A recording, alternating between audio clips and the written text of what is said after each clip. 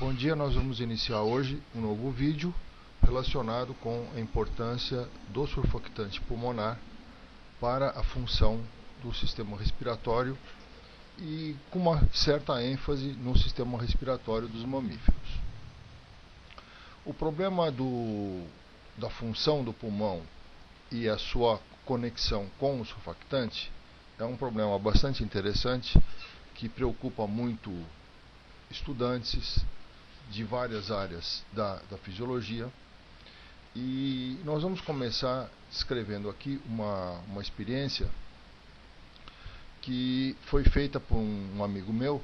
Na realidade ele não foi exatamente uma experiência, foi uma estratégia mal sucedida que aconteceu da seguinte maneira. Ele tinha que dar uma festa para a criança, para o filhinho dele, e precisava encher 100 balões de festa para enfeitar naturalmente a festa do filho dele.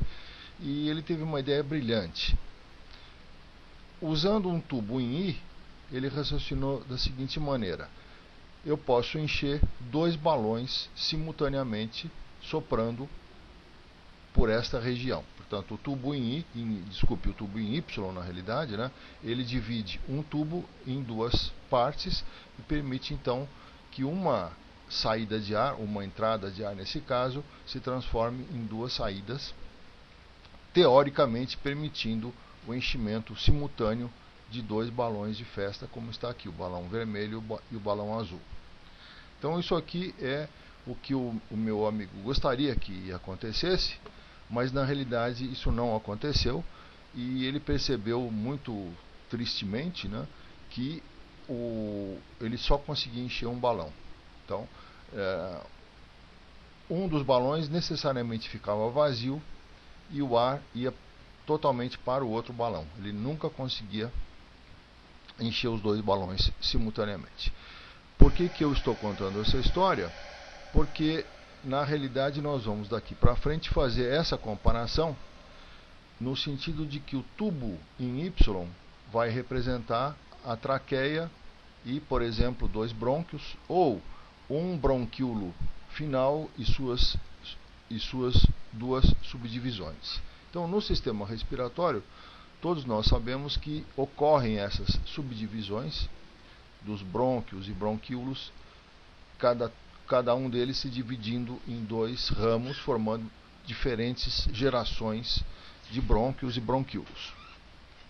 Então, essa ideia ou esse raciocínio que nós discutimos aqui nessa primeira figura, ela é estendida naturalmente ao que acontece no pulmão. Aqui nós temos a traqueia e os 2 brônquios principais, e aqui num nível já microscópico, um bronquíolo terminal e seus 2 alvéolos.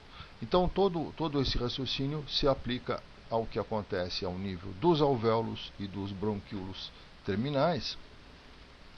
E o problema aqui é mais ou menos parecido com o problema do balão de festa. Ou seja, em condições de sem surfactante, portanto, imaginando que os alvéolos fossem apenas estruturas passivas, elásticas, sem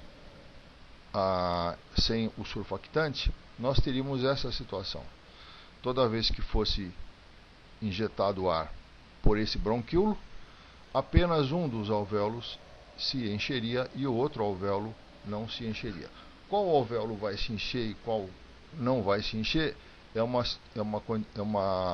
pergunta um pouco complicada, mas na realidade aquele alvéolo um pouquinho maior do que o outro, ele se enche preferencialmente, e o outro então fica prejudicado. O outro alvéolo um pouco menor, ele não se enche. E naturalmente esse vídeo visa explicar a razão desse fenômeno, que infelizmente ocorre em algumas crianças, a gente sabe, principalmente recém-nascidos. Depois a gente pode até discutir isso mais por final. E um experimento, aí o meu amigo ele tentou entender o que estava acontecendo e ele fez um outro experimento. E esse experimento aqui é mais ou menos complementar do primeiro, e ele pode ser feito ligando agora dois balões de festa por um tubo. Então nós vamos aumentar um pouquinho aqui, para que vocês possam ter uma ideia um pouquinho melhor do que está acontecendo. Então, um balão mais cheio e um balão mais vazio. Os dois contêm ar. E eles são ligados por um tubo, mas na realidade a comunicação entre os dois balões está fechada. Então o que é feito aqui, a maneira pela qual esse sistema é montado é a seguinte: primeiro enche-se o balão azul, conecta-se o balão azul no tubo fechado, não há comunicação.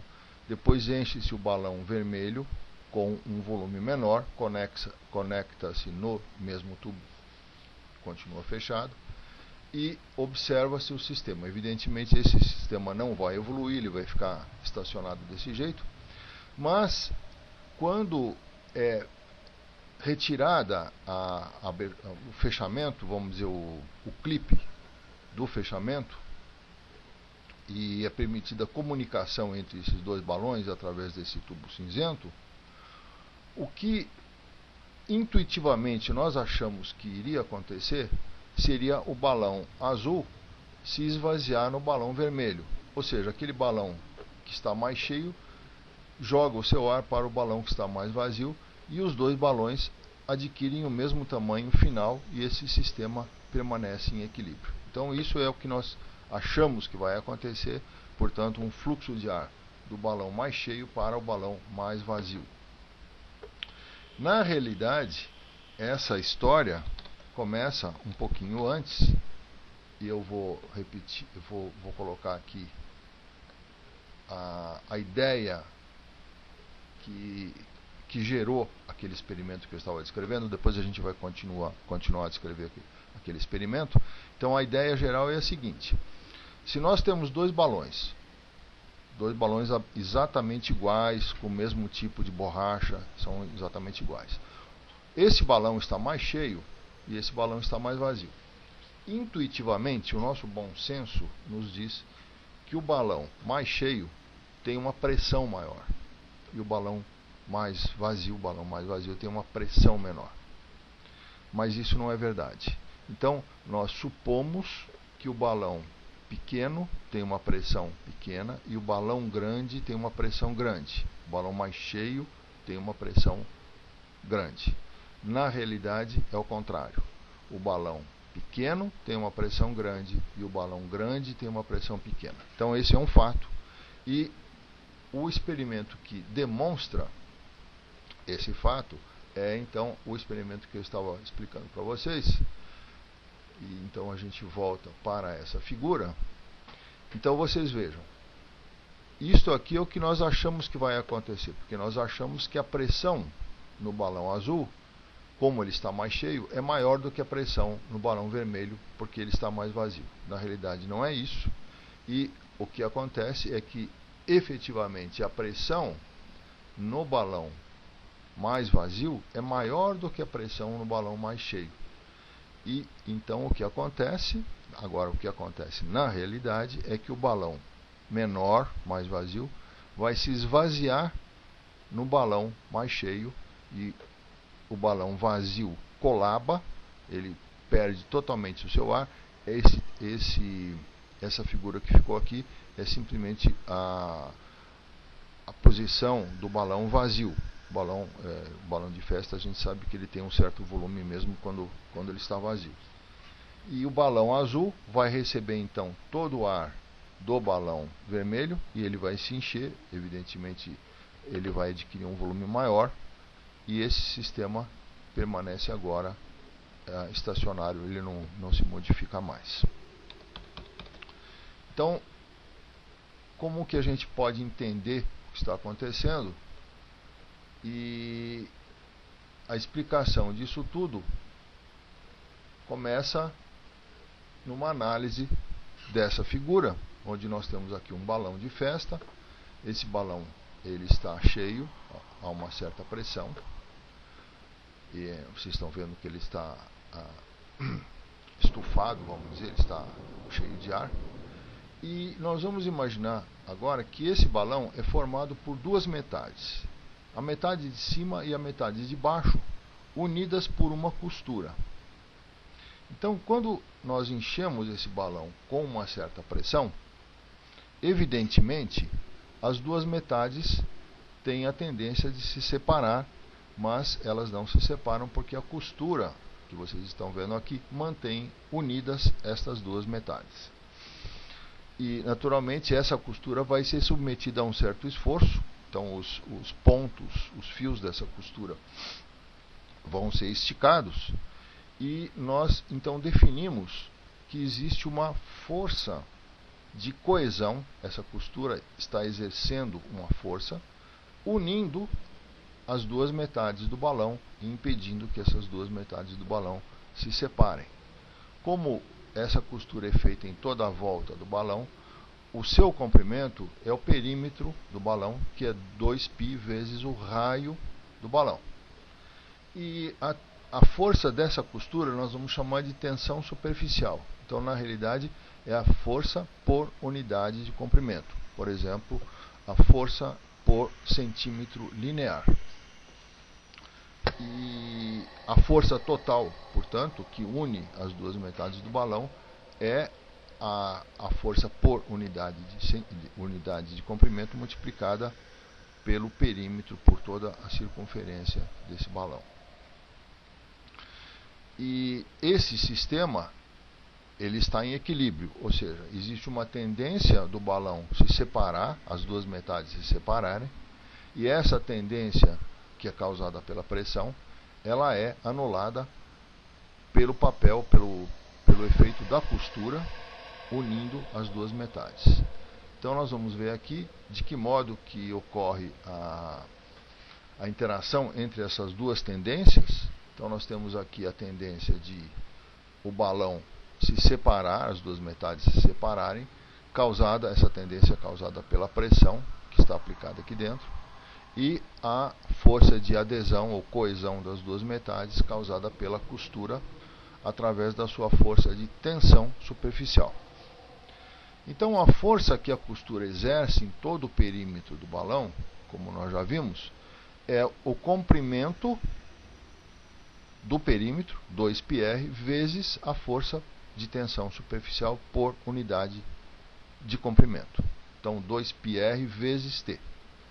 Por sua vez, a força que tende a separar as duas metades, que é uma força causada pelo efeito da pressão, é uma força, como nós sabemos, a força é pressão multiplicada por área. E nesse caso, a área que interessa para esse cálculo é a projeção desta área, que é uma cúpula, são duas abóbodas, por assim dizer, a projeção dessa área sobre um círculo, portanto, uma área horizontal. Então, a área que efetivamente vai receber a pressão aplicada dentro do balão é simplesmente a área do círculo, que é πr². Então, a força que tende a separar as duas metades é a pressão que multiplicada pela área do círculo que fica debaixo de cada uma dessas abóbodas do balão. πr² vezes a pressão interna do balão. No equilíbrio, naturalmente, essas duas forças têm que ser iguais, elas têm que se equilibrar. Então, a força da costura tem que ser igual à força de separação causada pela pressão dentro do balão. Portanto, a força da costura, que é 2πr vezes T, tem que ser igual a πr² vezes P. E então nós temos, cortando aqui tudo que está sobrando, né, o R e o π, por exemplo, nós vamos ficar com essa fórmula e finalmente com esta última formulinha, que P é igual a 2T sobre R. E para terminar o vídeo, vamos então terminar aqui mostrando a fórmula. P, a pressão dentro do balão, é dada por 2 vezes T dividido por R, que é o raio do balão. 2 vezes a tensão superficial dividido pelo raio do balão. Essa é a famosa lei de Laplace, que vai ser o ponto de partida do nosso próximo vídeo. Muito obrigado.